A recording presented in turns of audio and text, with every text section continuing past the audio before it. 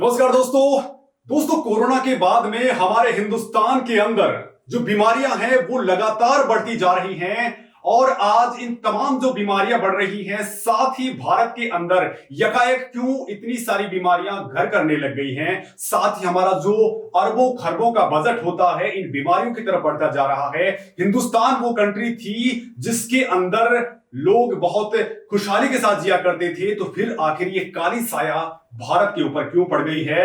मेरे साथ आज देश के ही नहीं बल्कि दुनिया के अंदर धमक जमा चुके और फिलहाल कनाडा में बस चुके डॉक्टर कमलप्रीत सिंह जी मौजूद हैं मेरे साथ में, जो आज इन तमाम मुद्दों पे डिस्कस करने वाले हैं। साथ ही आपको बताएंगे वो दिशा जो आप लोग बीमारी फ्री इंडिया यानी डिजीज फ्री इंडिया की तरफ आप आगे बढ़ सकते हैं।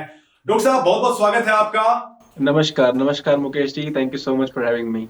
डॉक्टर साहब पहली बात तो ये है कि आपने बहुत तगड़ा रिसर्च किया है इस मुद्दे को लेकर के, और मैं ये जानना चाहूंगा डॉक्टर साहब कि भारत में यकायक ये सारी बीमारियां और आफ्टर कोरोना तो सर तेजी के साथ में बढ़ना शुरू हो गई हैं, तो ऐसा क्यों हो रहा है सर, बताइए। सर कोरोना काल के बाद बीमारियां बढ़ी हैं और अगर आप आंकड़ों की बात करें तो ऑलमोस्ट जितनी भी बीमारियां हैं, चाहे डायबिटीज की बात करें, चाहे हाइपरटेंशन की बात करें, या हार्ट डिजीज की बात करें, या अर्थराइटिस की बात करें, या कैंसर की बात करें, और इसके अलावा भी और भी कुछ इस तरह की बीमारियां जो पहले कभी सुनी भी नहीं थी, तो उनकी जो संख्या है, उनके जो रेट्स हैं वो बढ़ते जा रहे हैं। और इतने बढ़ते जा रहे हैं कि किसी किसी ज़माने पे जो बीमारी किसी एक्स रेट पे होती थी, अब 20% ज़्यादा हो रही है, कोई 40% ज़्यादा हो रही है, कोई इवन 100% भी ज़्यादा हो रही है। तो इस तरह के आंकड़े साइंस में हमारे सामने अब आने लग गए हैं। तो इसका आपने कारण पूछा कि कारण क्यों है? देखिए, कोई भी इस तरह की बीमारी हमारी बॉडी में अगर आती है, उसके 2-3 मेन कारण होते हैं। एक तो होता है कि मेटाबॉलिक डिसऑर्डर हो गया, जैसे डायबिटीज़ हो गई या ओबेसिटी हो गया, और दूसरा जो होता है इन्फ्लेमेटरी डिजीज़ेज़ हो गई हैं, जैसे कि अर्थराइटिस हो गई, या जिसके भी आगे आइटिस लगा होता है वो इन्फ्लेमेटरी डिजीज में आ जाता है। और अगर हम बात करें मायोकार्डाइटिस, पेरिकार्डाइटिस, ये इस समय सबसे ज़्यादा गंभीर विषय बना हुआ है, क्योंकि आप देखिए आजकल लोगों को अचानक से ही सडन कार्डियक अरेस्ट यानी हार्ट अटैक, जिसको आम भाषा में हार्ट अटैक कहते हैं, पर वो होता एक्चुअली कार्डियक अरेस्ट है, जो आपके हार्ट का इलेक्ट्रिकल सिस्टम जब फेल हो जाता है, तो अचानक से ही आप पटरी पे चलते-चलते आपकी मौत हो सकती है, या नाचते-गाते आपकी मौत हो सकती है। या सबसे हैरानी की बात तो ये है कि एथलीट्स, जो खिलाड़ी सबसे फिट माने जाते हैं, सबसे ज़्यादा एक्सरसाइज़ करते हैं, सबसे क्लीन डाइट रखते हैं, उनके अंदर भी एक सडन कार्डियक अरेस्ट देखे जा रहे हैं। मतलब खिलाड़ी फुटबॉल खेलते-खेलते ही उसकी मौत हो जाती है। तो लोग पूछते हैं कि ऐसा हो क्यों रहा है? और ख़ासकर अभी आप देखिए, काफ़ी सारे लोग, या हमारे जो हिंदुस्तान के बच्चे हैं, वो कभी कनाडा में पढ़ने जाते हैं या और देशों में पढ़ने जाते हैं, तो कई बार ऐसा होता है कि वो लैंड करते हैं और 2 दिन के बाद उनकी मौत की खबर आ जाती है हार्ट अटैक से। तो सवाल उठता है कि ये क्यों हो रहा है? तो कोई तो ब्लेम करता है कि भई बर्फ पड़ रही है तो अब ठंड से हो सकता है। कोई कहता है कि भई टेम्परेचर है या क्लाइमेट चेंज हो रहा है। कोई कह रहा है कि स्ट्रेस बहुत ज़्यादा है, कोई कह रहा है नाइट शिफ्ट बहुत ज़्यादा हो रही है। पर मैं आपको इस बात का सच बताना चाहता हूँ, वो सच ये है कि कोरोना काल के दौरान तो जो एक्सपेरिमेंटल ये लगाए गए थे, उसके लगाने के बाद देखा गया, जब बॉडियों की ऑटोप्सी की गई, तो ऑटोप्सी में पाया गया कि हार्ट के अंदर इन्फ्लेमेशन हो रही है और इसके अलावा ब्लड क्लॉटिंग हो रही है। तो ये तो जो प्रॉब्लम्स हो रही हैं, इसकी वजह से सडन कार्डियक अरेस्ट आने लग पड़ा है, और बहुत सारे साइंटिफिक जर्नल्स के अंदर इस बात की अब पुष्टि हो चुकी है कि जिन्होंने ये लगाया, वो लोग हर बीमारी में कंपेयर टू जिन्होंने ये नहीं लगाया, उनकी संख्या ज़्यादा है। मतलब कि ये लगाने वाले ज़्यादा बीमार हो रहे हैं, चाहे वो हार्ट अटैक होए, चाहे कैंसर होए, चाहे डायबिटीज़ होए, चाहे हाइपरटेंशन होए, चाहे मायोकार्डाइटिस या पेरिकार्डाइटिस होए। तो इस सारी बात का जो सबूत है, ये मैं अपनी तरफ से नहीं कह रहा हूँ। ये सारा साइंस बेस्ड और रिसर्च बेस्ड है, और ये सारा मैंने कंपाइल करके इस किताब में डाला है। तो ये पढ़नी बहुत ज़रूरी है, और दुनिया के अंदर बहुत सारे डॉक्टर्स, साइंटिस्ट वर्ल्ड वाइड इस किताब को पढ़ रहे हैं और समझ रहे हैं ऐसा क्यों हो रहा है। डॉक्टर साहब ये जो आपकी बुक्स की भी मैं बात करूं तो उन्होंने दुनिया भर में अपना ध्यान खींचा है, और ये जो स्पेशली जो बुक्स हैं उन्होंने लोगों को स्वस्थ रहने की तरफ काफी कुछ बढ़ाया। सारी बुक्स के लिंक जो अमेजोन के ऊपर उपलब्ध हैं, मैं सबके लिंक्स भी इस वीडियो के डिस्क्रिप्शन में देने वाला हूं, और हर जो व्यक्ति है वो भी इजीली इन सारी बुक्स को परचेज कर सकता है। डॉक्टर साहब मुद्दे पे आते हैं, वो मुद्दा ये है कि आखिर अचानक भारत में जो पहले जो लिविंग लाइफ थी लोगों की बड़ी अच्छी हुआ करती थी, फिर अचानक से सर ऐसा क्या होने लग गया है? अगर मोटा मोटी अगर हम देखते हैं तो क्यों लोगों के अंदर इस तरह की बीमारियां आना शुरू हुई? इस कोरोना काल के पहले भी एक तरीके से बढ़ी चुकी थी, तो ऐसी क्या दिक्कतें थी और क्या ऐसी चीजें थी जो हम लोगों ने अडॉप्ट कर ली जिसकी वजह से प्रॉब्लम्स आना शुरू हो गई? हाँ जी, सो जो ओवरऑल बात करें ना, तो जो भी बॉडी में बीमारी आती है ना, उसका जो मेजर फैक्टर होता है ना, that is exposure to toxins. यानी टॉक्सिन्स अगर आपकी बॉडी में इकट्ठे हो जाएँ, तो आपको बीमारियाँ आनी शुरू हो जाती हैं, एंड दैट डिपेंड्स ऑन कि आपकी बॉडी का मेकअप किस तरह का है। कि अगर किसी की बॉडी में टॉक्सिन्स इकट्ठे होंगे, तो किसी को डायबिटीज़ हो सकता है, किसी को मोटापा हो सकता है, किसी को यूरिक एसिड बढ़ सकता है, किसी को आर्थराइटिस हो सकता है, डिपेंडिंग ऑन कि बॉडी का मेकअप कैसे है। लेकिन अगर आप टॉक्सिन्स को इकट्ठे ही नहीं होने देंगे, तो आपको कोई भी बीमारी नहीं आएगी। तो अब बात करें कि ये टॉक्सिन्स आपकी बॉडी में आते कैसे हैं? द मोस्ट इम्पोर्टेंट फैक्टर उसका है डाइट एंड लाइफ़स्टाइल। आप किस प्रकार का खाना खाते हैं और किस प्रकार अपनी जीवन शैली को जीते हैं। और जितना केमिकल और टॉक्सिन्स आपकी बॉडी में इकट्ठे होते जाएँगे, उतनी ही डिज़ीज़ेज़ आपकी बढ़ती जाएँगी। तो आज से अगर हम काफ़ी साल पहले चले आएँ, कुछ शताब्दी या कुछ दशक पीछे चले जाएँ, तो आप देखेंगे कि हमारे देश में जो खाने-पीने का कल्चर होता था या उठने-बैठने का कल्चर होता था या मेहनत-मशक्कत का कल्चर होता था,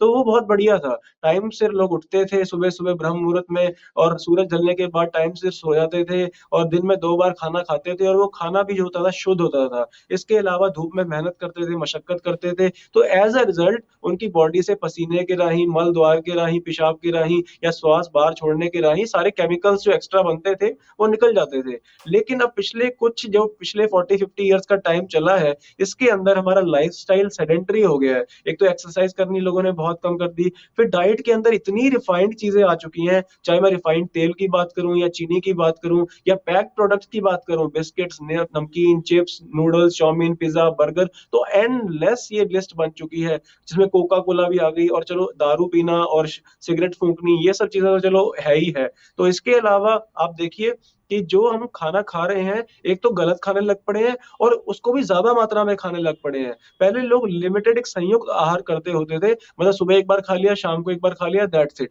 अब क्या है, आप सुबह उठे, सुबह उठते सार पहले चाय का कप पीना है, फिर ब्रेकफ़ास्ट में कुछ आपने आलू के पराठे खाने हैं, फिर उसके बाद आपने कोई ब्रेड पकोड़े खाने हैं, दोपहर को फिर दाल-चावल, राजमा-चावल खाना है, शाम को फिर कोई आपने कोल्ड ड्रिंक, कोका कोला पीनी है और रात को फिर कोई पिज़्ज़ा मँगवा के खाना है। तो इस तरह आप गलत चॉइस ऑफ फूड करेंगे और ज़्यादा खाएँगे जितना आपकी बॉडी को ज़रूरत ही नहीं है, तो आपकी बॉडी के अंदर टॉक्सिन्स इकट्ठे होंगे, जितने टॉक्सिन्स इकट्ठे होते जाएँगे, उतनी आपकी बॉडी अंदर से बीमार और कमज़ोर होती जाएगी and that leads to multiple diseases, चाहे डायबिटीज़ होए, बीपी होए, थायरॉइड, आर्थराइटिस, आप जो मर्ज़ी नाम ले लीजिए, उसके पीछे का जो कॉज़ है मोस्टली इज़ टॉक्सिन एक्सपोज़र। और उस टॉक्सिन एक्सपोज़र के ऊपर 2020 के बाद जब वो रेमडेसिविर और फेविपिराविर इस तरह की खतरनाक प्लाज़्मा थेरेपी और जितनी भी ये उल्टी-सीधी एक्सपेरिमेंटल ड्रग्स और थेरेपीज़ की गई, उससे भी बॉडी के अंदर केमिकल एक्सपोज़र बढ़ गया और रेमडेसिविर जिसको ब्लैक मार्केट में मल्टीपल टाइम्स महँगा बेचा जा रहा सी, आधे दुनिया में तो वो वैसे ही बैन थी, लेकिन हिंदुस्तानियों पे एक्सपेरिमेंट हो रही थी और हिंदुस्तानी इस फ्रॉड को जल्दी समझे नहीं और हुआ क्या? मोस्टली लोगों ने जब कहा गया कि रेमडेसिविर की शॉर्टेज हो गई है, तो लोग ब्लैक में जाके 10-10 गुना दाम ज़्यादा दे के दवाई लेने लग पे और इसको लेने के बाद लोगों की किडनी भी फेल होनी शुरू हो गई। तो मैं कहना चाहता हूँ कि जितनी भी तरह की दवाइयाँ आप खाते हैं या इंजेक्शंस आप लगवाते हैं, these are all foreign chemicals और ये बॉडी में जाके आपको बीमार ही करते हैं। तो लोगों को ये समझना पड़ेगा कि अगर आप अपना खाना यानी डाइट और लाइफ़स्टाइल को ठीक कर लीजिए, अपने आप को केमिकल से बचा लीजिए और एनवायरमेंटल टॉक्सिन से जितना बच सके उतना बचिए, तो आप एक सेहतमंद ज़िंदगी गुज़ार सकते हैं। तो सर आपने जिस खाने की स्पेशली बात करी है, तो वास्तव में हमारा खाना एक आम आदमी का खाना कैसा होना चाहिए जिससे हम लोग बीमारियों से बच सकें? और आपका जो पूरा गो सात्विक मूवमेंट है, बेसिकली वो इसी पे बेस्ड है, फूड के ऊपर ही। तो वो सर क्या है और कैसे लोग अपने इन बीमारियों से बच सकते हैं केवल खाने के थ्रू? हाँ, बीमारी से बचने के लिए अगर खाने के थ्रू की हम बात करें तो द सिंपल प्रोसेस इज़ कि जैसे कि अगर मान लीजिए कोई वॉशिंग मशीन है, आप उसमें कोई कपड़े डालेंगे तो उसमें प्रोसेस होते हैं। पहले वो स्पिन करता है, वॉशिंग होती है, फिर ड्राई होता है, फिर वो बाहर आता है। तो अगर आप किसी भी प्रोसेस को पूरा नहीं होने देंगे और उससे पहले ही उसमें छिड़कानी करना शुरू कर देंगे या फिर कपड़े ज़्यादा डाल देंगे और मोड जो है उसका स्लो लगा देंगे या फिर ऐसे आपने कोई भी सिस्टम में छेड़खानी की तो आपके कपड़े सही से धुलेंगे नहीं। इसी तरह आपकी बॉडी में है, अगर आपने खाना खाया कोई भी और वो अंदर गया और वो पूरी तरह डाइजेस्ट नहीं हुआ, तो वो आपकी बॉडी के अंदर सड़ेगा और उसमें से केमिकल्स और टॉक्सिन्स रिलीज़ होंगे, वो आपको बीमार करेंगे। अब क्या करना है आपकी बॉडी ने उसको एलिमिनेट करना है, मतलब बाहर निकालना है और बॉडी से बाहर निकालने के 4 तरीके होते हैं। पहला है, उसको मैं सब्स कहता हूँ, सब्स। तो sweat, urine, breath and sweat. तो ये 4 तरीके हो गए। तो मतलब कि आपके मल द्वार से टॉक्सिन्स बाहर निकलते हैं, आपके पेशाब से निकलते हैं, आपके पसीने से निकलते हैं और जो हम श्वास छोड़ रहे हैं उससे निकलते हैं। तो होगा क्या? अगर आपकी बॉडी के अंदर टॉक्सिन्स बन ज़्यादा रहे हैं और निकल कम रहे हैं, then you will get disease. पर अगर आप अपनी एलिमिनेशन प्रोसेस को फिर से फास्ट कर दें, यानी आपकी बॉडी से टॉक्सिन्स निकलने शुरू हो जाएँ, तो फिर आपकी बीमारी रिवर्स हो सकती है। तो उसके लिए करना क्या पड़ेगा? आपको वो वाले फूड खाने पड़ेंगे, जो फूड आपके बॉडी में जल्दी डाइजेस्ट होते हैं और जल्दी एलिमिनेट होते हैं। तो जल्दी एलिमिनेट होने वाले कौन से फूड्स होते हैं? सबसे ज़्यादा पानी जिन फूड के अंदर होता है, वो जल्दी आपकी बॉडी से एलिमिनेट होते हैं। जैसे कि फ्रूट्स हो गए, अब फ्रूट्स में आप देखिए वाटरमेलन है, तो कहते हैं 90% तो वो वाटर ही है। इसी तरह स्ट्रॉबेरी है, 85% तक तो वो वाटर ही है और उसमें फाइबर भी बहुत ज़्यादा होता है। तो जो फ्रूट्स वगैरह होते हैं, जब रॉ खाए जाते हैं, वो बहुत जल्दी आपकी बॉडी मेटाबॉलाइज़ करती है और उसको एलिमिनेट करती है और एज़ अ रिज़ल्ट टॉक्सिन्स बहुत कम आपकी बॉडी के अंदर बनते हैं या फिर सफाई होनी शुरू हो जाती है। तो fruits is one category of food items that you should eat. इसके अलावा जो होते हैं वो है रॉ वेजिटेबल्स। जब आप वेजिटेबल्स खाते हैं, खासकर ग्रीन वेजिटेबल्स या ग्रीन लीव्स, तो वो भी बहुत जल्दी आपकी बॉडी से मेटाबॉलाइज़ होते हैं और साथ में आपकी बॉडी से जो टॉक्सिन्स हैं उनको भी बाहर लेके जाते हैं। तो ये 2 कैटेगरी ऑफ फूड ऐसी हैं जो बहुत जल्दी एलिमिनेट होती हैं। तो अगर किसी को इस टाइम पे कोई भी बीमारी है, चाहे वो डायबिटीज़ हो, हाइपरटेंशन हो या थायरॉइड हो या कोई भी अर्थराइटिस होए, तो इन 2 चीज़ों की, raw fruits and raw vegetables की क्वांटिटी एट लीस्ट अपनी डाइट में आपको 50% तो रखनी ही चाहिए। 50% तो रखनी ही चाहिए और मैं एक 1% रूल कहता होता हूँ हमेशा, अगर आप 1% रूल को अपना लेंगे, यू विल सी दैट आपकी बहुत सारी प्रॉब्लम सॉल्व होनी शुरू हो सकती हैं। 1% रूल क्या है? मतलब अगर आपकी बॉडी का वेट जो है 70 केजीज़ है, तो 70 केजीज़ का 1% बनता है 700 ग्राम। तो अगर आप 700 ग्राम कच्ची सब्जियाँ और 700 ग्राम कच्चे फल, ये अपनी डाइट में शामिल कर लेंगे, तो आप देखेंगे कि आपकी काफ़ी सारी बीमारियाँ रिवर्स हो सकती हैं। So that is one fundamental of your diet and lifestyle. तो फ्रूट्स एंड वेजिटेबल्स की क्वांटिटी ज़्यादा रखना और इस तो अलावा बहुत सारे फूड के लॉज़ एंड प्रिंसिपल्स होते हैं, जिससे हम अपनी बॉडी की एलिमिनेशन पावर को स्पीड अप कर सकते हैं और एज़ अ रिज़ल्ट हम बीमारियों से बच सकते हैं या उनको रिवर्स कर सकते हैं। सर, आपने फूड्स एंड वेजिटेबल्स के ऊपर फोकस किया, तो ऐसा कोई उसमें ऐसी और कौन कौन सी चीजें शामिल कर सकते हैं और कौन कौन सी चीजें जिनको हम लाइफस्टाइल से हटा सकते हैं ताकि वो हमें नुकसान कर रही होंगी सेम टाइम के अंदर? हाँ, जो इस टाइम पे आपको डैमेज कर रही हैं और majority of the Indians are consuming that is आपका जो थैली वाला दूध है ना, थैली वाला दूध जो पैस्चराइज़्ड और होमोजेनाइज़ होके आता है, प्लस उन गाँव से आता है जिनके अंदर इंजेक्शंस लगाए जाते हैं, स्टेरॉइड्स लगाए जाते हैं। तो एज़ अ रिज़ल्ट अगर इंजेक्शन लगा के वो दूध की सप्लाई बढ़ाएँगे, तो आपकी बॉडी के अंदर जाके भी वो केमिकल की सप्लाई बढ़ाएँगे। और इसके अलावा पैस्चराइज़ेशन और होमोजेनाइज़ेशन से जो आपका थैली वाला दूध है, उसका जो प्रोटीन स्ट्रक्चर है, वो खराब हो जाता है और सेकेंडली उसके अंदर जो लिविंग बैक्टीरिया और एंजाइम्स हैं, वो भी डेड हो जाते हैं। तो उससे होता क्या है, वो थैली वाला दूध चल तो लंबा जाता है, 1 हफ्ते तक चल जाता है, लेकिन आपकी जो उम्र है, आपकी सेल्स की जो उम्र है, उसको कम कर देता है। क्यों? क्योंकि that is not a living food now. लेकिन अगर आप कच्चा दूध एक ऐसी देसी गाय से लेके आते हैं, जिसका ख्याल रखा जा रहा हो, कच्चा दूध लेके आते हैं, उसको थोड़ा-सा गर्म करते हैं और उसको कंज़्यूम कर लेते हैं, that is kind of living food और वो अपने आप में कोई खराब नहीं करने वाला और उससे कोई प्रॉब्लम नहीं आएगी। लेकिन अगर आप थैली वाला दूध लेंगे, पैस्चराइज़्ड दूध लेंगे, तो आपको प्रॉब्लम आ सकती है। This is one of the things. तो अगर वो जो थैली वाला दूध है, वो खराब है, तो उसका बनने वाला घी, मक्खन, पनीर, छाछ, चीज़ सब कुछ आपको बीमार कर सकता है। फर्स्ट ऑफ ऑल तो ये चीज़ हो गई। उसके अलावा आप देखिए जो पैकेज प्रोडक्ट्स हैं, पैकेज जो फैक्ट्री से रिफाइन होके आते हैं। अब देखिए नूडल्स हो गई, चाहे केचअप हो गई, अभी सिंपल सी मैं आपको बात बताता हूँ, जो केचअप टोमेटो केचअप के नाम पे बेची जाती है, अगर आप उसके कभी इंग्रीडिएंट्स चेक करेंगे, तो इंग्रीडिएंट्स के अंदर टमाटर से आगे तो शुगर लिखा होता है। मतलब जितना उसमें टमाटर नहीं है, उससे ज़्यादा तो चीनी डाली हुई है। तो चीनी जो होती है व्हाइट शुगर, ये बहुत ही खतरनाक स्लो पॉइज़न है। जितनी बार आपकी बॉडी में चीनी जाएगी, उतनी बार आपका मेटाबॉलिज़्म को खराब करेगी और आपके जो इंटेस्टाइन्स है, उसके अंदर चिपकेगी और आपको बीमार करेगी। और सेकंडली कैल्शियम आपकी बॉडी से लीच आउट करेगी, क्योंकि कैल्शियम से आपकी बॉडी की डाइजेशन फास्ट चलती है और जब आपके कैल्शियम जो चीनी को डाइजेस्ट करने के लिए बहुत एक्सेसिवली आपकी बॉडी का स्टोर्स डिप्लीट कर जाती है, तो इससे भी आपको बीमारी आ सकती है। और इसके अलावा छोटे बच्चों को आजकल जो कॉम्प्लान, हॉर्लिक्स, बॉर्नवीटा ये सब दिए जा रहे हैं हेल्थ ड्रिंक्स के नाम पे, ये भी बहुत बीमार करने वाली चीज़ें हैं। उसकी जगह मैं तो बच्चों को यही कहता हूँ कि आप बादाम का दूध पीजिए, आप अपना काजू का दूध पीजिए, नारियल का दूध पीजिए और उसके अंदर आप देसी शक्कर, देसी गुड़ भी ऐड कर सकते हैं या खजूर ऐड कर सकते हैं, किशमिश ऐड कर सकते हैं। बहुत सारी नेचुरल चीज़ें हैं जो आपको फ़ायदा करेंगी, तो आप वो ऐड कर सकते हैं। लेकिन अगर आप बाहर की ice cream, chocolate, chips, burger, pizza ये सब खाते रहे तो बीमारियाँ बढ़ती जाएँगी। सर, आप जो गो सात्विक मूवमेंट चला रहे हैं, जो उसके थ्रू आप का भी ये दावा रहता है कि लोग जो बीमार, जो आर्थराइटिस के मरीज हैं, जो किडनी के मरीज हैं, जो लीवर के मरीज हैं, इवन दो कि कैंसर के मरीज हैं, वो भी इससे ठीक होते हैं। तो ऐसे जो मरीज ठीक हुए हैं आपकी नजर में अभी तक, वो वास्तव में कितने परसेंटाइल हैं? साथ ही इससे कितना बड़ा फायदा, अगर हम इस केवल लाइफस्टाइल के अंदर चेंज करते हैं, तो उससे कितना बड़ा फायदा आपने देखा है और कैसे लोग इसको अडॉप्ट कर पा रहे हैं? बिल्कुल सर, आप ये समझिए कि लाइफ़स्टाइल और डाइट चेंज करना ही one of the most safest and fastest way है आपकी रियल हीलिंग का। मतलब अगर आप वाक़ई में ठीक होना चाहते हैं, तो इस टाइम पे डाइट एंड लाइफ़स्टाइल को चेंज करना ही आपके लिए बहुत ज़्यादा सुरक्षित और फ़ास्ट है। मैं आपको एग्ज़ाम्पल, जैसे आपने बीमारियों के नाम लिए और पेशेंट्स की बात की, मैं आपको इसी महीने के पेशेंट्स जो अभी 10 दिन हुए हैं, इस 10 दिन में जो मेरे पास स्टोरीज़ आई हैं, जो रिकवरी की स्टोरीज़ आई हैं, उसमें से बताता हूँ। एक तो कैंसर के पेशेंट की मैं आपको बताता हूँ। हमारे कनाडा में एक पेशेंट रहते हैं, उनको अगस्त में स्टेज 4 कैंसर पैनक्रियाज़ का डिटेक्ट हुआ था। तो स्टेज 4 कैंसर जब उनको डिटेक्ट हुआ, तो उनको डॉक्टर ने यहाँ कनाडा में ही कह दिया कि भई अगर आप कीमोथेरेपी करा लेंगे, तो आप 1 साल तक ज़िंदा रह सकते हैं। लेकिन अगर आप कीमोथेरेपी नहीं कराएँगे, तो 3 महीने में ही आपकी मौत हो जाएगी, क्योंकि 3 महीने का ही सर्वाइवल होता है इस बीमारी का। तो डॉक्टर अपने आप को समझते हैं कि भई जो हमने दावा कर दिया तो वो चीज़ हो जाएगी।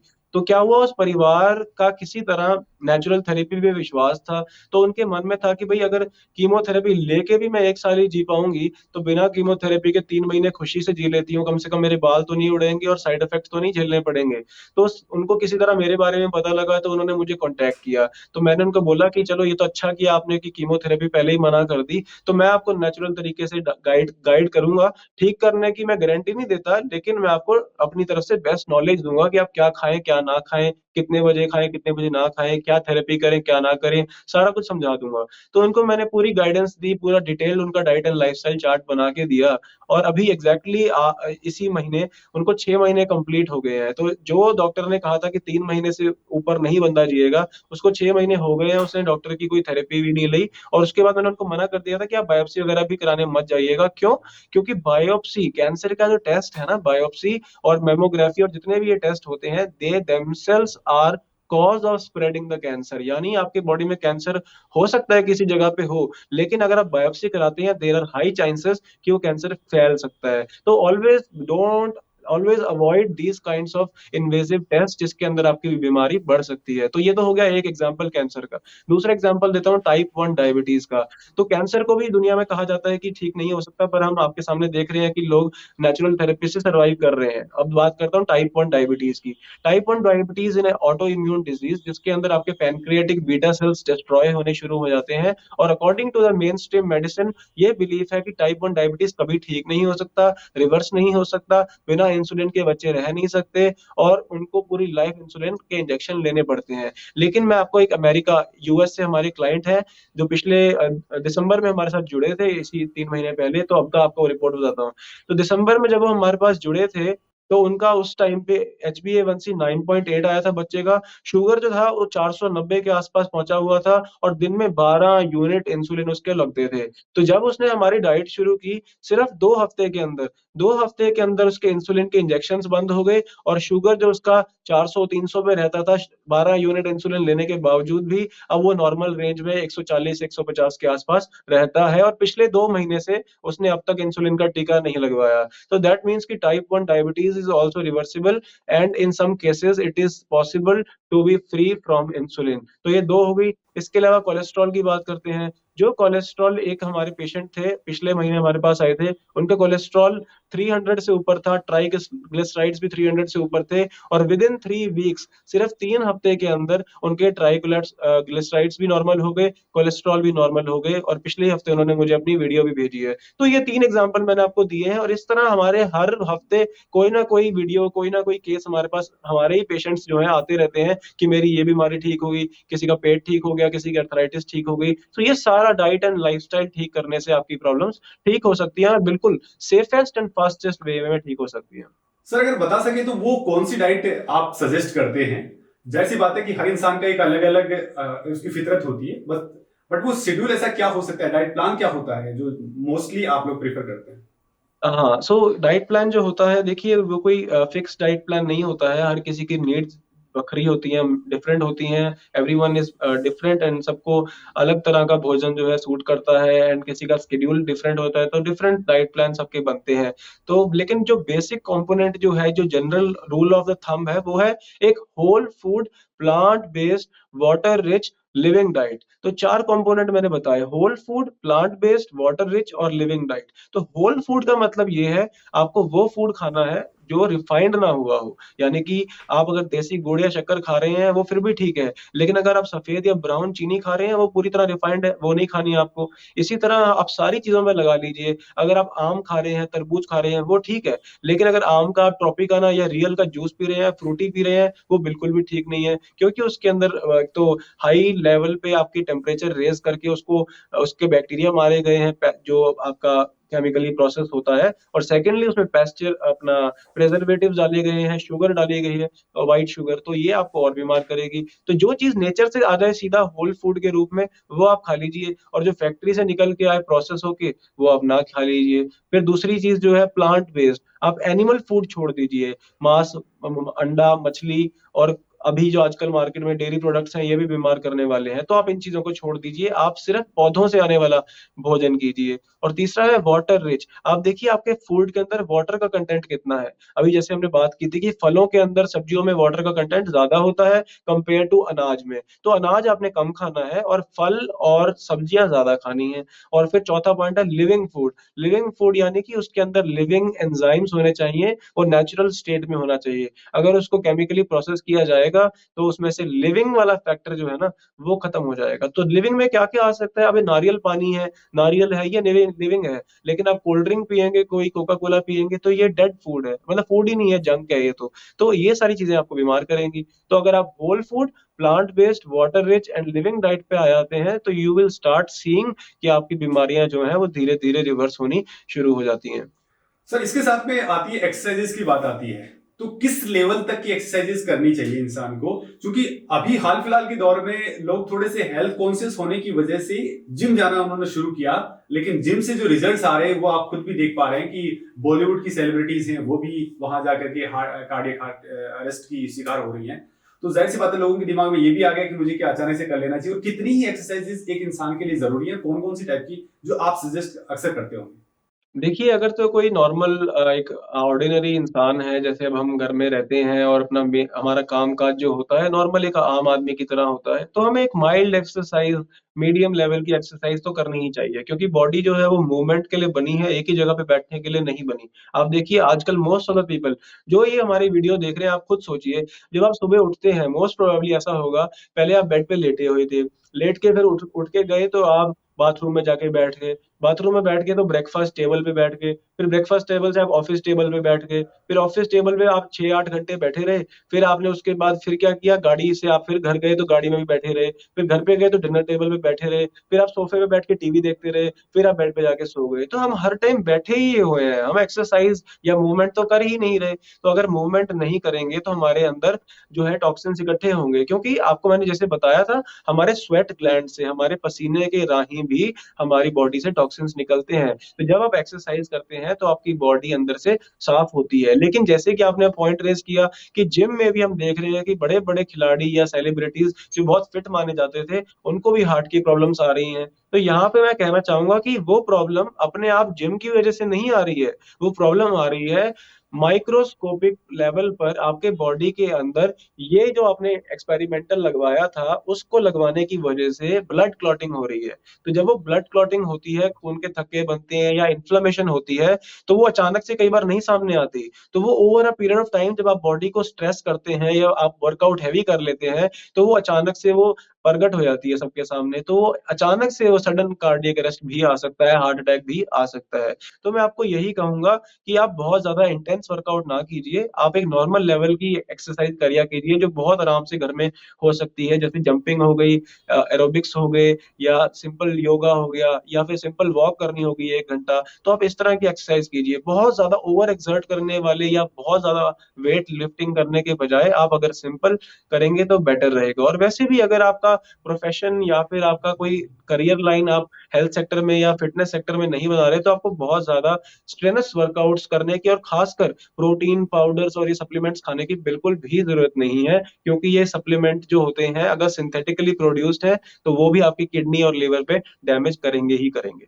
डॉक्टर साहब, आप काफी तगड़ी जागरूकता फैला रहे हैं। आपका परिवार इंडिया से कैसे कनाडा पहुंचा और किस तरीके से आप आज की डेट में तो पूरे दुनिया भर के अंदर आप सोशल मीडिया के थ्रू या जो बाकी माध्यम है उनके थ्रू, प्लस आपकी जो बुक्स हैं वो काफी पॉपुलर हैं, अलग अलग बुक्स आपने लिखी हैं और काफी डेप्थ रिसर्च आपका उनके अंदर है। और न्यूट्रिशंस को लेकर के आपने जो बुक लिखी है वो मैंने खुद ने भी पढ़ी है और वो काफी एक मैं कहूँ कि एक अमूल्य सी धाती बन चुकी है कि लोगों के बीच में होनी चाहिए। उनके घर में जिस तरीके से बाकी डिशेज होते हैं, उनके किचन में भी आपके पास लोगों के पास वो बुक होनी चाहिए कि वो देख सकें कि वास्तव में क्या खाना चाहिए और क्या नहीं खाना चाहिए। तो आपकी लाइफ के बारे में एक बार जानना चाहूंगा कि कैसे आप कनाडा पहुंचे और कैसे ये पूरा जो सफर है वो काफी आसान नहीं है, क्योंकि थ्रेड्स आपको मिलती होंगी। Yes, definitely. तो ये एक इंटरेस्टिंग स्टोरी है और थोड़ी लंबी भी है, तो मैं ये नहीं चाहता कि बहुत डिटेल में जाऊँ, बट मेन थिंग इज़ कि मेरी उम्र जो है ना वो इस टाइम 26 साल है। I am 26 years old. और मैं जब कनाडा आया था तो आई वाज़ अ स्टूडेंट, मैं एक स्टूडेंट आया था और मैं उस टाइम बिज़नेस के बैकग्राउंड में था। I used to study human resources, मैं बिज़नेस, कॉमर्स इसकी पढ़ाई करता था।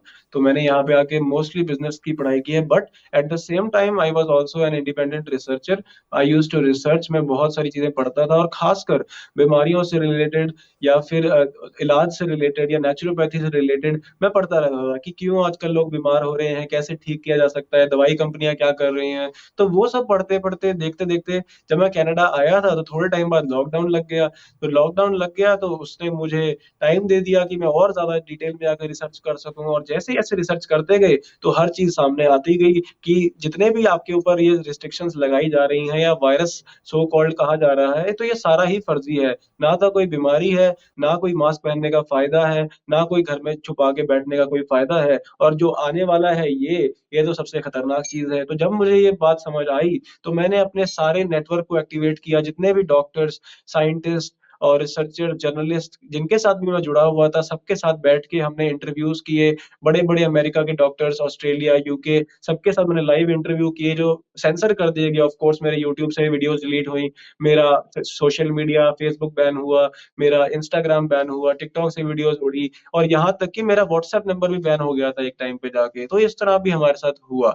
तो मेरा बैकग्राउंड जो था इस दौरान और इससे पहले, मैं I was an independent researcher और मैंने न्यूट्रिशन के फील्ड में काफ़ी सारी ऑर्गेनाइजेशंस से रिसर्च एंड कॉम्प्लीमेंट्री साइंसेज, चाहे वियतनाम से होए, चाहे लिंकन यूनिवर्सिटी कॉलेज मलेशिया होए, या American council on exercise USA से होए, या इस तरह से बहुत सारे ऑर्गेनाइजेशंस के साथ मैं जुड़ा हुआ हूँ। इनसे मैंने फिटनेस न्यूट्रिशन में सर्टिफिकेशंस की हुई हैं। इंटरनेशनल डायबिटीज फेडरेशन से मैंने डायबिटीज को रिवर्स करना, प्रिवेंट करना सीखा हुआ है। And I also have an honorary doctorate in health and wellness. तो ये इस तरह मैं इस फील्ड में काफी टाइम से हूँ, और I have been seeing lots of cases from the last 3 years. और जो खासकर ये है और इसके रिलेटेड जो मैटर्स हैं सारे लॉकडाउन्स के, ये मैं चंगी तरह समझता हूँ, और इसकी जागरूकता भी मैं लोगों को बताता आ रहा हूँ जितना मैं अपनी एबिलिटी में कर सकता हूँ।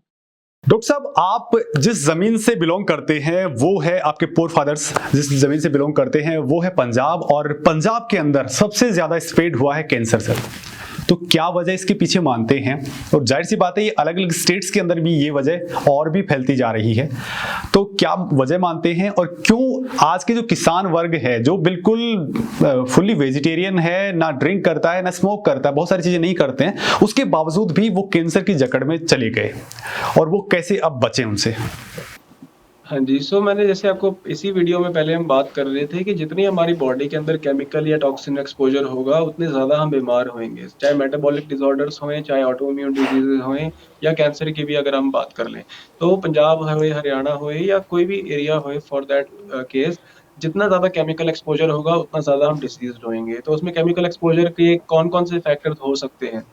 तो फैक्टर्स के अंदर एक बहुत बड़ा फैक्टर है जो आजकल एग्रीकल्चर हो रहा है, जो हमारी खेती-बाड़ी हो रही है, उसके अंदर पेस्टिसाइड्स हो गए, उसके अंदर इंसेक्टिसाइड्स हो गए, या फर्टिलाइज़र्स हो गए। ये पहले आज से काफ़ी साल पहले ना खाद हुई करती थी, मैन्योर हुआ करता थी, कंपोस्ट हुआ करता था, और री-मैन्योर यूज़ कर लिया जाता था। तो अब क्या है, केमिकल फर्टिलाइज़र्स हैं, पेस्टिसाइड्स हैं, इंसेक्टिसाइड्स हैं। इसके अलावा जो टेक्निक्स हो रही हैं एग्रीकल्चर की, जो सीड्स यूज़ किए जा रही हैं, ये सारी चीज़ें कंट्रीब्यूट कर रही हैं इस प्रॉब्लम के अंदर। और secondly, the use of drugs, जो ड्रग्स का यूज़ होने लग पड़ा है, ये भी इसमें कंट्रीब्यूटिंग फैक्टर है। और जब हम बात करते हैं, आजकल फिर ये भी चला है, तो इसकी वजह से भी कैंसर के केसेस बढ़े हैं। और आसमान में एनवायरमेंटल टॉक्सिन्स जो हैं डेली स्प्रेड किए जा रहे हैं। हर रोज़ आप देखिए कोई ना कोई प्लेन जाता है, केमिकल छोड़ के जाता है, तो वो भी आपके एनवायरमेंटल टॉक्सिन्स का पार्ट बन जाते हैं। तो जब आप टॉक्सिन्स को सूंघ रहे हैं, टॉक्सिन्स को खा रहे हैं, टॉक्सिन्स में नहा रहे हैं, टॉक्सिन्स में सांस ले रहे हैं, टॉक्सिन्स ही पी रहे हैं, तो कहीं न कहीं जाके बॉडी के अंदर बीमारी बढ़ती ही है। ये तो हो गया एक पॉजिटिव फैक्टर। अब बात करते हैं डायग्नोस्टिक फैक्टर। कैंसर के केसेस में बहुत सारे पेशेंट्स ऐसे होते हैं जिनको कैंसर होता ही नहीं है, जिनको एक्चुअली में प्रॉब्लम होती ही नहीं है, लेकिन जब वो बायोप्सी करा लेते हैं, या मैमोग्राफी करा लेते हैं, या बहुत ज़्यादा सीटी स्कैन या एक्स-रे, या फिर कोई भी इस तरह की रेडिएशन वाली जो चीज़ें हैं, बहुत ओवर यूज़ ऑफ अल्ट्रासाउंड करा लेते हैं, तो ये सारी रेडिएशंस भी और ये सारे डायग्नोस्टिक टूल्स भी, खासकर जो फाइन नीडल बायोप्सी होती है, they are cause of metastasis. इनके करके कैंसर ट्यूमर्स की ग्रोथ हो सकती है, इनके करके कैंसर फैल सकता है। तो कई बारी ऐसा होता है पेशेंट नहीं भी कैंसरस होता, लेकिन उसको बना दिया जाता है, और उसके बाद जब उसको बना दिया जाता है, तो उसको ये नहीं बताया जाता कि आप डाइट और लाइफ़स्टाइल चेंज करके इसको रिवर्स भी कर सकते हो। उसको कहा जाता है कि आप सिर्फ कीमोथेरेपी, रेडियोथेरेपी या सर्जरी करवा सकते हो। तो जब कोई भी कीमोथेरेपी या रेडियोथेरेपी या सर्जरी इन वाली साइड में जाता है, तो these 3 things they themselves are toxic, क्योंकि कीमोथेरेपी एक इम्यूनिटी रिड्यूसिंग टेक्निक है, और इसके साथ बंदे की इम्यूनिटी कम होती है, बढ़ती नहीं है। तो जो भी कोई भी कीमोथेरेपी लेगा, वो आज जितना कमज़ोर है उससे और ज़्यादा कमज़ोर हो जाएगा, और वो वापस आना बहुत मुश्किल हो जाएगा। तो मैं अपने दर्शकों को यही कहता हूँ, पहली बात तो जितने टॉक्सिन से बच सको बचो, उसके बाद जितने डायग्नोसिस से बच सको बचो। जो आम ब्लड टेस्ट होता है, छोटा-मोटा करा लिया, वो तो कोई बड़ी चीज़ नहीं है, पर आप ओवर एक्स-रे के अंदर, ओवर सीटी स्कैन्स, एमआरआईज़ या मैमोग्राफी, बायोप्सी, इस तरह के टेस्ट जो हैं, ये नहीं कराने चाहिए, इनसे बच के रहना चाहिए।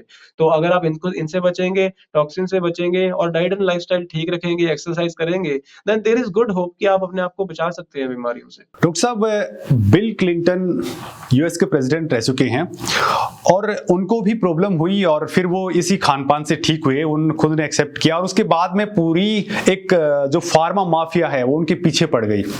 तो सर, ये पूरे दुनिया भर के अंदर बहुत बड़ा ये माफिया गैंग चलती है, जाहिर सी बात है सरकारों को भी इन्फ्लुएंस करते हैं, और सरकार भी कुछ नहीं कर पाती है। तो ऐसी सिचुएशन में जो लोग हैं वो जाहिर सी बात है आपने जो बताई वो बातें उनसे काफी कुछ तो इनसे फायदे में आ सकते हैं, साथ ही ये किस तरीके से ये गैंग काम करती है, इस पे जाहिर सी बात है आपका काफी डीप रिसर्च है। जो मॉडस ऑपरेंडी है काम करने की, ये तो इसमें बहुत सारे फैक्टर्स हैं, इट इज मल्टी फैसेटेड, जिसके अंदर फर्स्ट ऑफ ऑल तो ये सॉल्यूशन तैयार करते हैं कि हमने एक चीज बंदे को लगानी है, प्रोडक्ट बेचना है बेसिकली। तो एक प्रोडक्ट बेचने के लिए तैयार होता है। अब प्रोडक्ट बेचने के लिए उस प्रोडक्ट की डिमांड भी होनी चाहिए, और डिमांड कैसे बनेगी, जब वो बीमारी आएगी। तो पहले दवाई लॉन्च करते हैं, फिर एक बीमारी लॉन्च करते हैं। जैसे कि अभी पिछले 2-3 साल में आप देखिए जो भूत बीमारी जिसका हवा बनाया गया था, तो लोगों को लगता है कि उस बीमारी को रोकने के लिए ये लेके आ गए, पर सच्चाई ये थी कि उन्होंने हर किसी को दुनिया में ये लगाना था, इसलिए उन्होंने बीमारी का नाटक किया। हर टीवी चैनल के थ्रू बीमारी दिखाई, हर पॉलिटिशियन के थ्रू बीमारी का नाटक करवाया।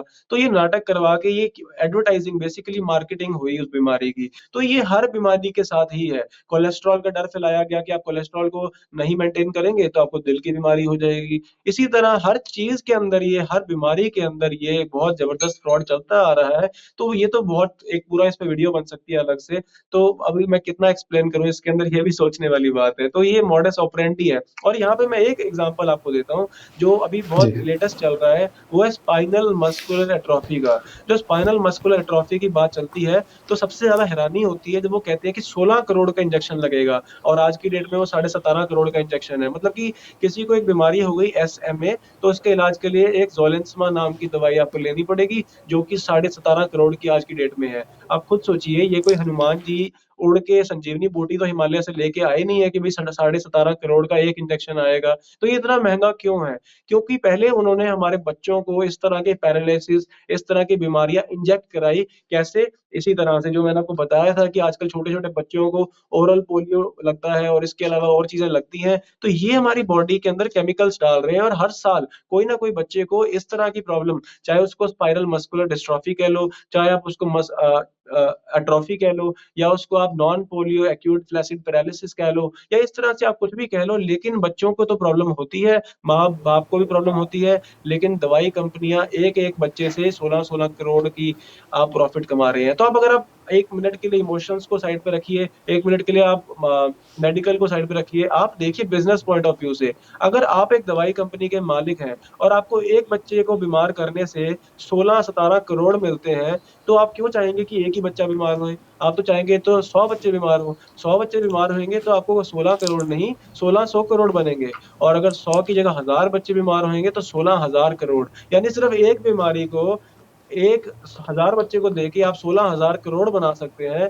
तो आप तो 16,000 करोड़ के लिए सब भूल जाएँगे कि किसी की जान भी जा रही है। तो फार्मास्यूटिकल कंपनियों का ये मॉडस ऑपरेंडी रहता है। वो लोगों को पहले बीमार करते हैं, चाहे वो दवाइयों के साइड इफ़ेक्ट से करें, टीकों के साइड इफ़ेक्ट से करें, या फिर बिग फूड के साथ पार्टनरशिप करके करें, या बिग एग्रीकल्चर के साथ पार्टनरशिप करके करें। क्योंकि आप देखिए, जिन्होंने ये सारी दवाई कंपनियों पे जिन्होंने अपना उसको क्या कहते हैं, अपना कंट्रोल बनाया हुआ है, उन्हीं लोगों ने आजकल ये जो फास्ट फूड कंपनियाँ हैं उन पर, और जो एग्रीकल्चरल लैंड है उन पर कब्ज़ा किया हुआ है। तो वो केमिकल वाला फूड उगाते हैं, केमिकल वाला खाना खिलाते हैं। जब आप बीमार होते हो तो अपनी केमिकल वाली दवाइयाँ बेचते हैं, और वो दवाइयाँ भी आपको ठीक नहीं करती। वो आपको 1-2 बीमारियाँ और दे देती हैं, ताकि 4-5 दवाइयाँ और बिक जाएँ। तो ये इतना ज़बरदस्त बिज़नेस मॉडल है, और ये बिज़नेस मॉडल एथिकल नहीं है। ये आपको बीमार और गुलाम बनाने के लिए आ रहा है, जिसके लिए मैंने आपको पूरा डिटेल में इस किताब में बताया है। आप इसको पढ़ेंगे तो आपको सारा खेल समझ आ जाएगा। तो बहुत-बहुत धन्यवाद डॉक्टर साहब, आपने हमें बहुत सारे मुद्दों पर अलग-अलग तरह की ऐसी इंफॉर्मेशन दी है, ऐसी जानकारी हमारे साथ में साझा की है, जो देश के करोड़ों-करोड़ों लोगों को बीमारियों से ना केवल बचा सकते हैं, बल्कि देश को एक अच्छी युवा पीढ़ी, स्वस्थ युवा पीढ़ी है, वो दे सकते हैं। बहुत-बहुत धन्यवाद आपका।